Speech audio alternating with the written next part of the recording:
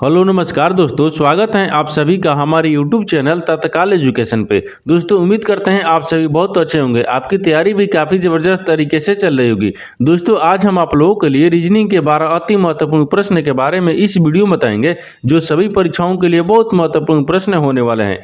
आप किसी भी गवर्नमेंट एग्जाम की तैयारी कर रहे हैं, इस टाइप के प्रश्न हमेशा पेपर में देखने को मिलेंगे। दोस्तों ये पार्ट नंबर कौन से है? 345 है। आप पार्ट नंबर 344 नहीं देखे हैं तो आप वीडियो सेक्शन में जाकर देख सकते हैं। चलिए दोस्तों पहला प्रश्न देख लेते हैं।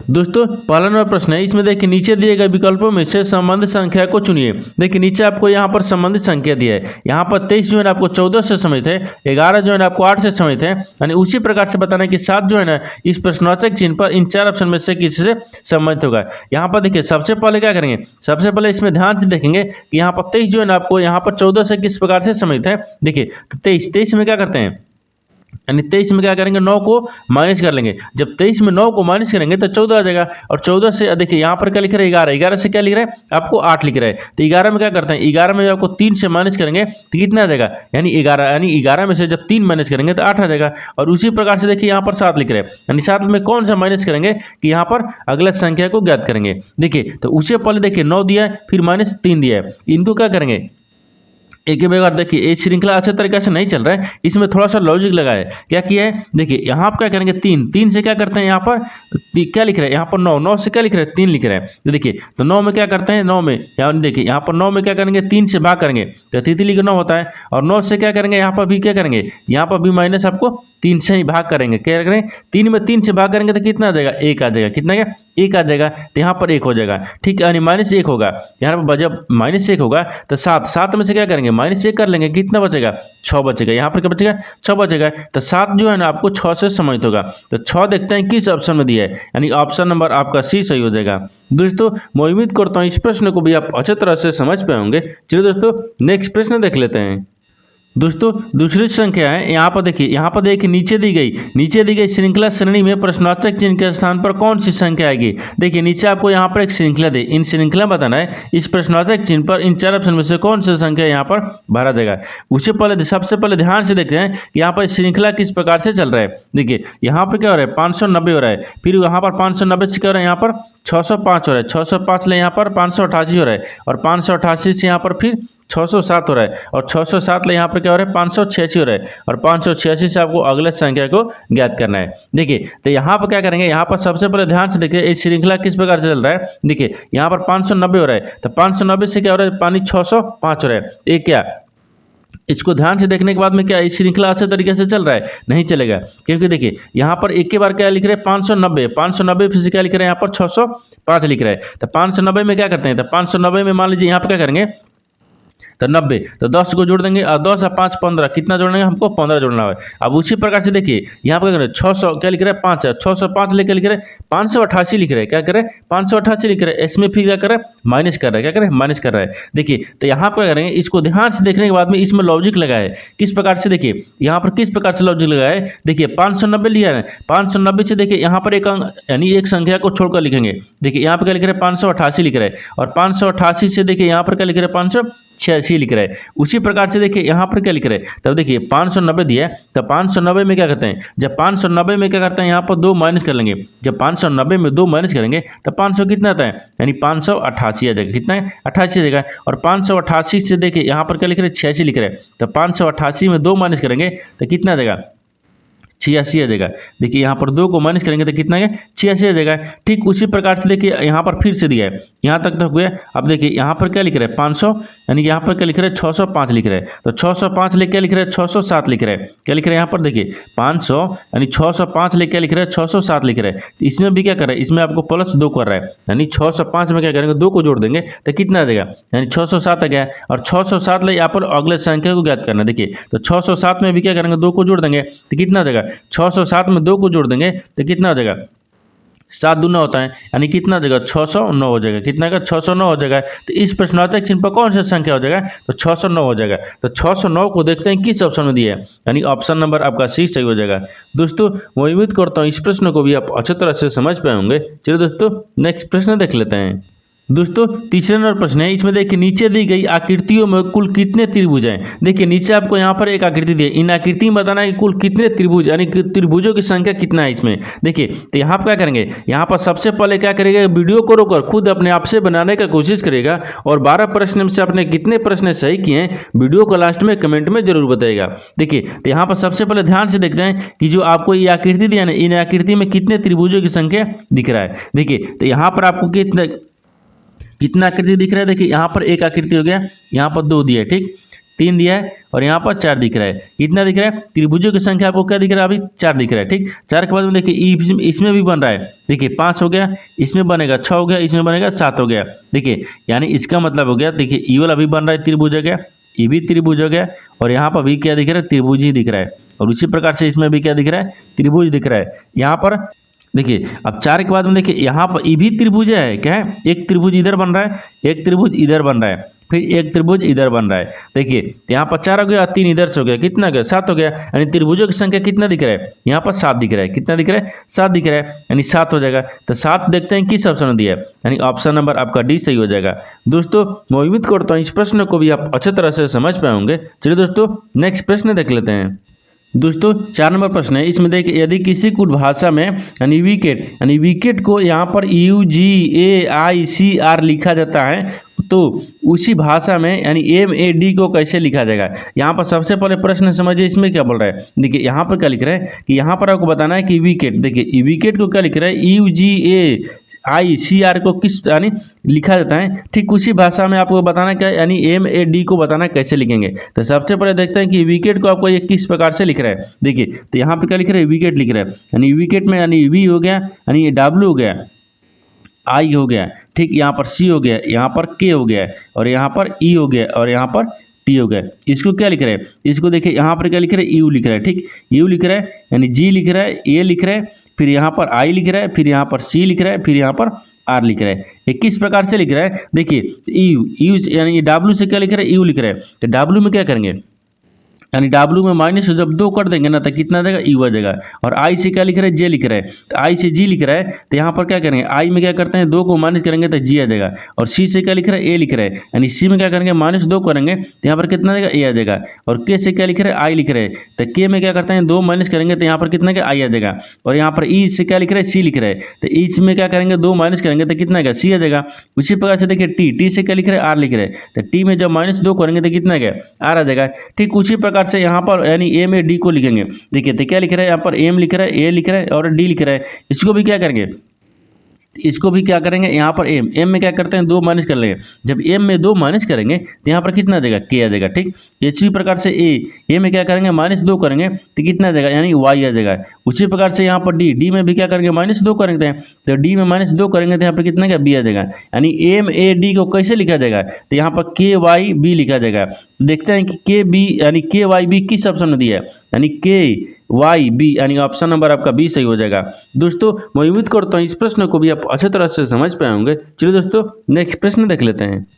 दोस्तों 5वां प्रश्न है, इसमें देखिए उस संख्या का चयन करें, उस समय का चयन करें। देखिए सॉरी यहाँ बोल रहा है कि उस समय का चयन करें जो यहाँ पर किसी घड़ी में 9:30 यानी 9:30 की सही समय दर्पण छवि को दर्शाएगा। देखिए यहाँ पर सबसे पहले प्रश्न को समझिए, इसमें बोल कर है। देखिए यहाँ पर आपको क्या बोल रहा है, यहाँ पर आपको बताना है कि उस समय का चयन करना है जो किसी घड़ी में 9:30 यानी 9:30 बज रहा है। ठीक 9:30 बजे की सही दर्पण छवि को दर्शाएगा। यानी इसका कहने का मतलब है कि 9:30 हो रहा है। ठीक यानी 9:30 हो रहा है। अगर इसी 9:30 को क्या करेंगे कि घड़ी के दर्पण में देखेंगे, यहाँ पूछ रहे हैं ना कि दर्पण छवि में ज्ञात करना है। ठीक तो दर्पण छवि में अगर इसको देखेंगे तो किस प्रकार से दिखेगा, यानी कौन सा समय वहाँ पर दिखाएगा, आपको इसी को ज्ञात करना है। देखिए तो सबसे पहले क्या करते हैं, सबसे पहले एक घड़ी को बना लेते हैं। यहाँ पर क्या करते हैं, एक घड़ी बनाते हैं। इसमें कितना बज रहा है, यानी 12 हो जाएगा। यहाँ पर क्या हो जाएगा 6 हो गया, यहाँ पर क्या हो जाएगा 9 हो गया, यहाँ पर क्या हो गया 3 हो गया।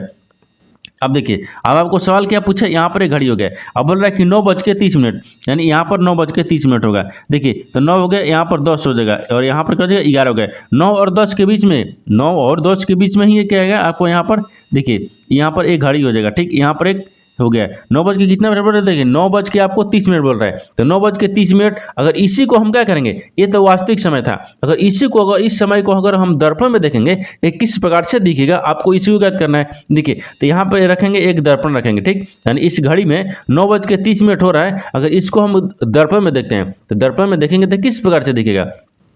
देखिए तो जब दर्पण में देखेंगे तो यहाँ पर भी क्या होता है, यहाँ पर एक घड़ी बना लेंगे, यहाँ पर क्या भाई 12 होता है, यहाँ पर भी 6 होता है, यहाँ पर भी क्या हो जाएगा 9 हो जाएगा, यहाँ पर क्या हो जाएगा 3 हो जाएगा। देखिए तो यहाँ पर भी क्या हो जाएगा, एक घड़ी ही बनेगा। तो देखिए घड़ी बनेगा तो ये तो 6 पर रहेगा, क्योंकि साढ़े, यानी यहाँ पर तो 6 पर रहेगा मिनट का सुई, लेकिन घंटा का सुई क्या हो गया, देखिए यहाँ पर 1 हो गया और यहाँ पर 2 हो गया, इनके बीच में भी जाएगा। देखिए 2 और 3 के बीच में क्या जाएगा, 1 घंटा का सुई जाएगा, ठीक, मान लीजिए छोटा वाला रखेंगे ना, यानी घंटा का सुई जाएगा। देखिए तो इसमें क्या था, ये वास्तविक था, ये वास्तविक समय यानी 9 बज के 30 मिनट हो रहा था। अगर इसी को 9 बज के 30 मिनट में क्या करेंगे, अगर दर्पण में देख रहे हैं तो दर्पण में कितना, यानी 2 बज के कितना मिनट दिखा रहा है, यानी 2:30 बज रहा है, कितना बज रहा है 2:30 बज रहा है, यानी 2 बज के 30 मिनट दिखा रहा है, कितना दिखा रहा है 2 बज के 30 मिनट। देखिए 2 बज के कितना मिनट दिखा रहा है, 30 मिनट दिखा रहा है। अगर दर्पण में देख रहे हैं तो 2 बज के 30 मिनट दिख रहा है, तो 2 बज के 30 मिनट क्या हो जाएगा, आपको सही हो जाएगा। लेकिन अगर देखिए ये अगर घड़ी से डायग्राम को बना रहा है, ठीक है, उसी प्रकार से भी बनेगा। और यहाँ पर एक ट्रिक भी होता है, क्या होता है, एक फार्मूला भी होता है कि आपको बताने का तरीका।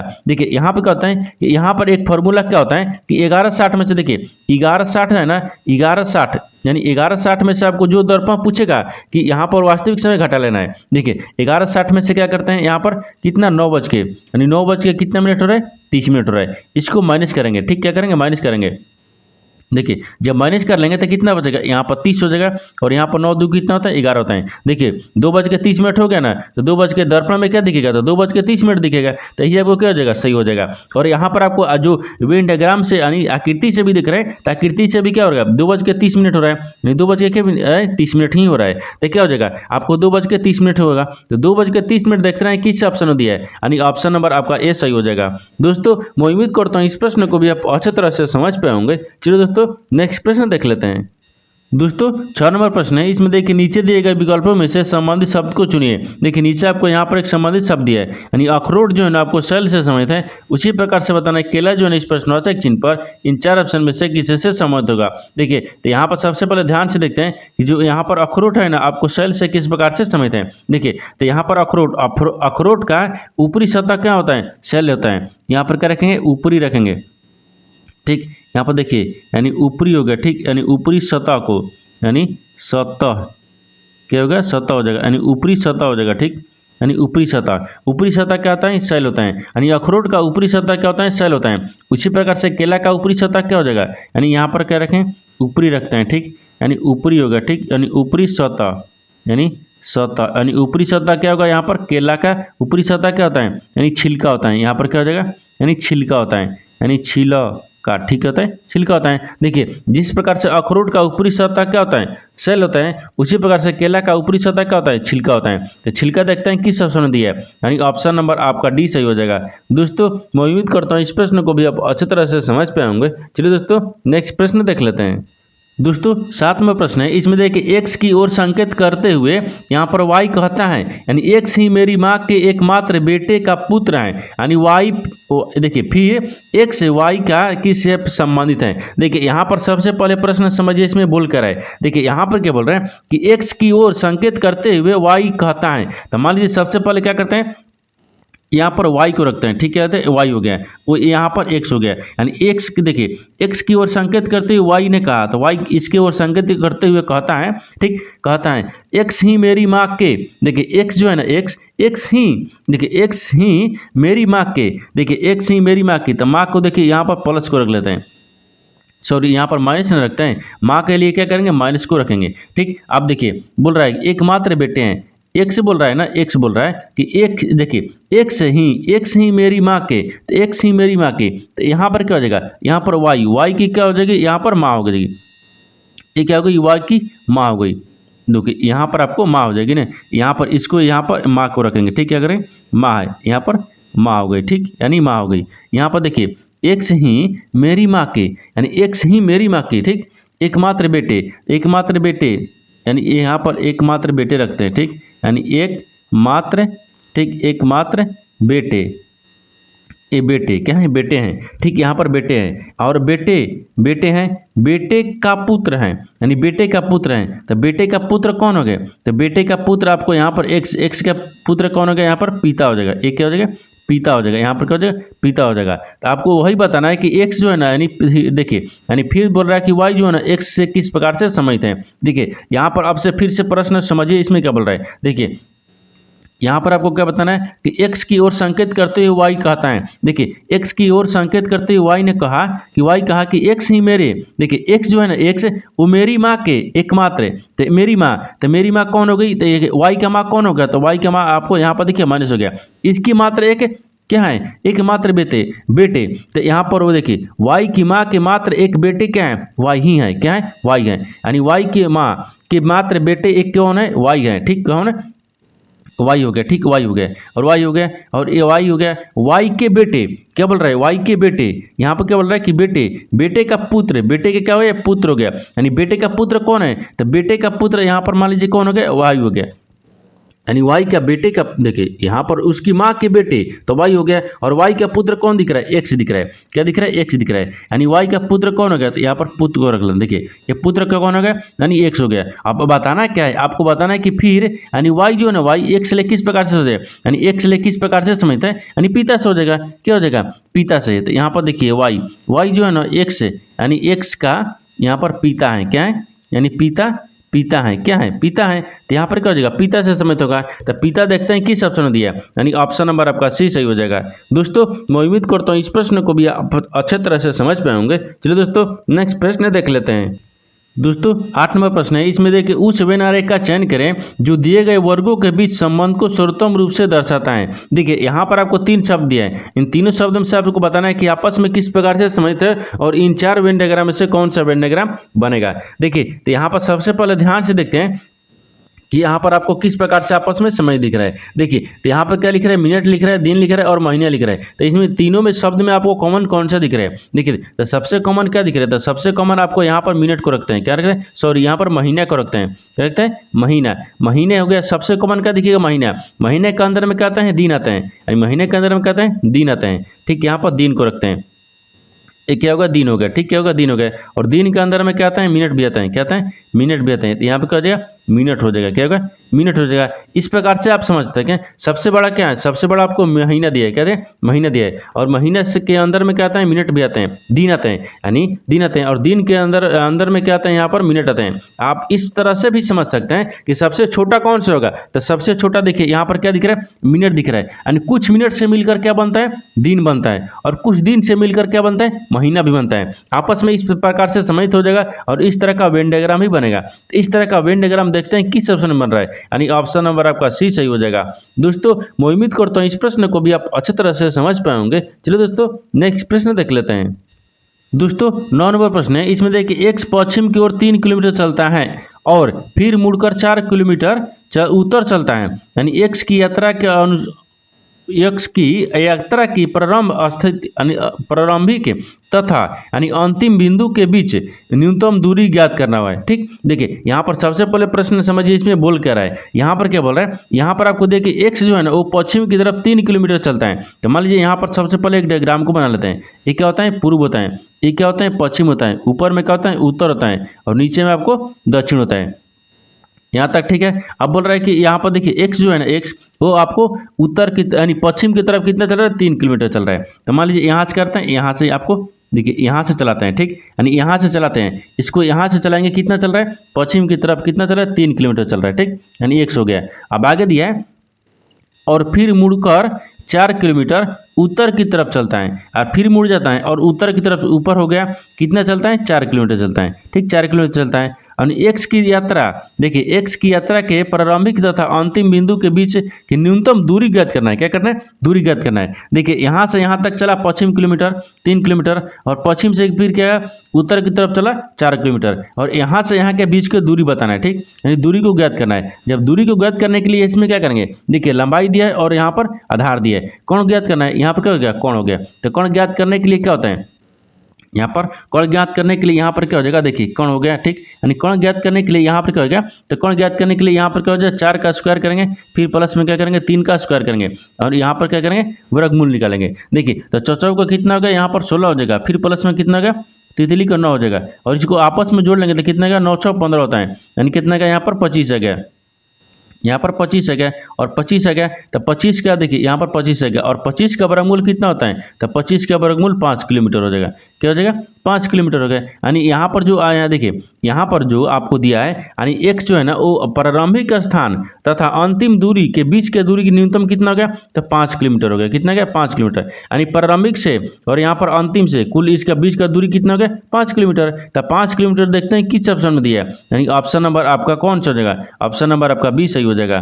दोस्तों मैं उम्मीद करता हूँ इस प्रश्न को भी आप अच्छी तरह से समझ पाए होंगे। चलिए दोस्तों नेक्स्ट प्रश्न देख लेते हैं।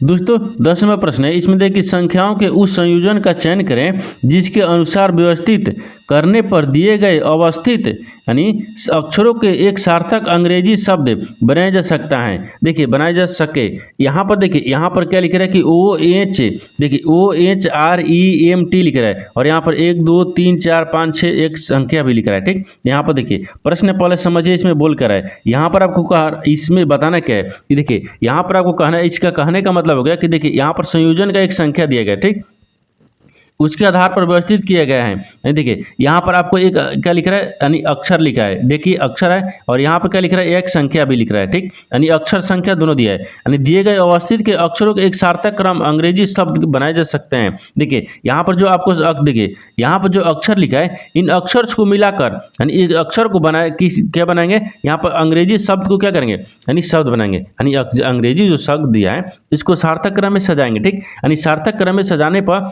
एक क्या बनेगा, शब्द बनेगा। क्या बनेगा, शब्द बनेगा। वही शब्द आपको कौन सा बनेगा, इसी को ज्ञात करना है। देखिए तो इन अक्षरों से मिलाकर कौन सा एक शब्द बन रहा है, देखिए तो कौन सा एक शब्द बनेगा, तो यहाँ पर देखिए इसको ध्यान से देखिए, इसको ध्यान से देखने के बाद आपको किस दिख रहा है, देखिए इन शब्दों से मिलकर कौन सा शब्द बनेगा। देखिए यहाँ पर हम लिखते हैं, क्या करते हैं, तो यहाँ पर देखेंगे, यहाँ पर क्या लिखेंगे, तो यहाँ पर देख लीजिए ओ हो गया, ठीक। यानी यहाँ पर ओ लिख रहा है, यहाँ पर OHREMT लिख रहा है, तो यहाँ पर सबसे पहले देख लीजिए क्या लिखते हैं, यहाँ पर एम लिखते हैं। देखिए एम हो गया, एम हो गया, एम हो जाएगा MOTH, ठीक, TH यानी ER हो गया, क्या हो गया, यहाँ पर R हो गया, ठीक है, हो गया R हो गया, यानी क्या लिखा गया, मदर लिखा गया है, ठीक है। देखिए इसी अक्षर से मिलाकर यानी एक शब्द, देखिए बोल रहा क्या रहा है, आपको वही बोल रहा है कि सार्थक अंग्रेजी शब्द बनाए जा सके।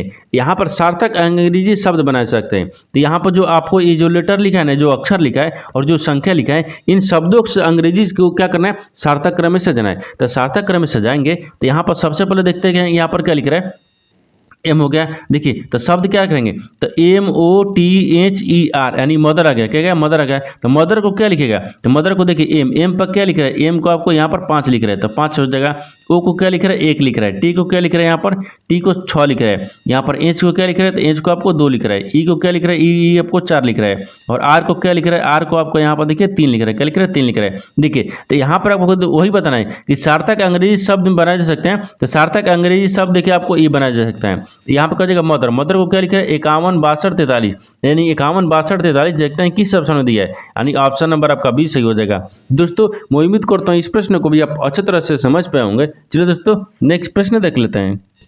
दोस्तों 11वां प्रश्न है, इसमें देखिए यदि हम प्लस को यानी गुना और संख्या 3 को 2 के साथ आपस में बदल दे तो नीचे दिया गया कौन सा यानी समीकरण संतुलित हो जाएगा। देखिए यहाँ पर पहले प्रश्न समझिए, इसमें बोल कर है। देखिए यहाँ पर आपको कहने का मतलब होगा कि देखिए यहाँ पर प्लस दिया है, प्लस की जगह पर गुना रखेंगे और गुना की जगह पर प्लस का चिन्ह रखेंगे। और संख्या भी दिया है, देखिए 3 की जगह पर क्या रखेंगे, 2 को रखेंगे और 2 की जगह पर 3 को रखेंगे। यानी आपस में क्या करेंगे, आपस में बदल देंगे। जब आपस में बदल देंगे तो नीचे आपको 4 ऑप्शन दिए, इन 4 ऑप्शन से बताना है कि कौन सा जो समीकरण है वो संतुलित हो जाएगा। तो सबसे पहले क्या करेंगे, देखिए इस तरह का प्रश्न में सबसे पहले ऑप्शन डी से देखते हैं, क्योंकि सबसे पहले ऑप्शन डी से ही सही हो जाता है। क्या होता है, अक्सर इस तरह का प्रश्न ऑप्शन डी से ही सही होता है, क्योंकि देखिए यहाँ पर आपको ऑप्शन डी में देखते हैं तो ऑप्शन डी में क्या दिए, यहाँ पर प्लस दिया है, लेकिन प्लस की जगह पर क्या बोल रहा है, देखिए प्लस की जगह पर गुना बोल रहा है, तो यहाँ पर गुना रखेंगे, और गुना की जगह पर क्या बोल रहा है, भागा, यानी क्या, सॉरी यहाँ पर प्लस बोल रहा है, तो यहाँ पर क्या रखेंगे, प्लस को रखते हैं,